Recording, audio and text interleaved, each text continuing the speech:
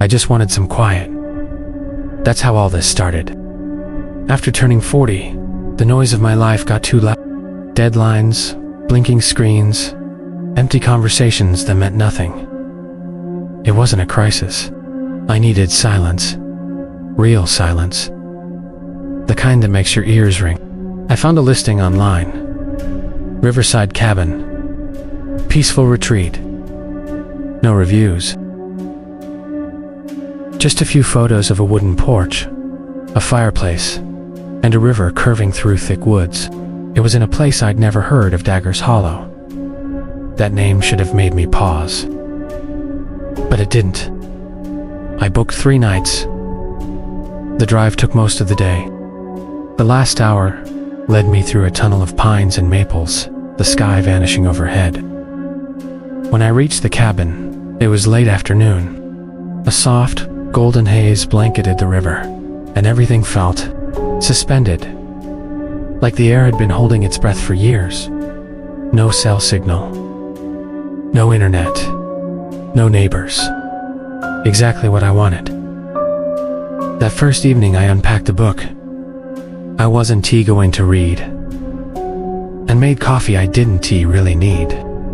Then, as the sun started bleeding into the horizon, the world was quiet.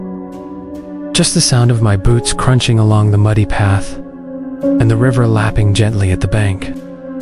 About a mile up, I saw it. A stone chapel, tucked between leaning trees. Moss creeping down its sides, like fingers. Its bell tower was cracked at the top. The stained glass windows were dull with grime. The wooden door hung slightly open, groaning softly in the wind. There were no roads leading to it. No paths. It was like it had grown there. I walked closer, curiosity nudging me. Just as I stepped onto the threshold, I heard it. "Come in, child." I froze. It wasn't booming or ghostly. It was low and warm, like something a father might say when you come home late and scared. I don't know why I stepped inside, I just did. The interior was cloaked in shadow, but I could still make out rows of pews, broken, all dust-covered. The air smelled like mildew and wax. And there, at the front, stood a tall man in a black cassock. His back was turned, hands clasped behind him. "I'm sorry," I said. "I didn't mean to intrude." "You're not intruding," he said without turning. "You were expected." I told him I was staying in a rental cabin nearby, that I didn't know anyone here. He turned, and something inside me clenched. His face wasn't wrong, but it wasn't quite right either. His skin was too smooth, like it hadn't aged naturally. His eyes were too still, not cold, not warm, just blank, like glass marbles placed in sockets. For the sake of appearance, "You've been here before," he said calmly. I laughed, nervous. "I don't think so. Not in this life." Perhaps. A chill passed through me. I suddenly noticed how quiet the place was. No insects buzzing. No creaking wood. Just the sound of the river outside, and his voice. "What is this place?" I asked. "A house of grace," he replied. "A place for the forgotten to remember." That's when I noticed something strange: the candles. Dozens of them lined the altar and sidewalls, burning steadily. No matches. "Are you the pastor here?" "I am the father of this river," he said. "Its guardian. Its witness. I tend to the souls who drift too far from shore." I tried to smile. "I think I've wandered into the wrong kind of retreat." "Have you?" he asked, head tilting slightly. "Or have you wandered exactly where you were always meant to return?" Something behind me creaked. I turned. The pews weren't wood anymore. They were bone. Stacked femurs and ribs, vertebrae twisted into benches. I blinked hard, and the illusion or reality snapped back to ordinary wood. But the candlelight had changed. It flickered faster. Shadows moved where no one stood. "I should go," I said. He didn't stop me. He only said, "The river will call again. You'll hear it." I walked out as calmly as I could, but as soon as I crossed the threshold, I broke into a run. My boots splashed mud and water as I stumbled back to the cabin. When I looked over my shoulder, the church was gone.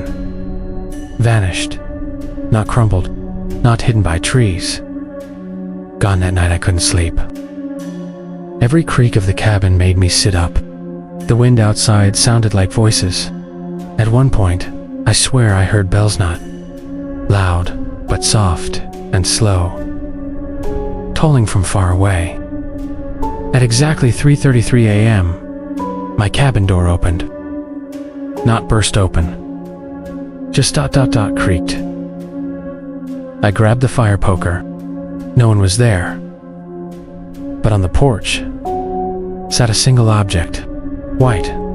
Unlit. Perfect. And next to it, a folded piece of parchment. Mass resumes at sundown.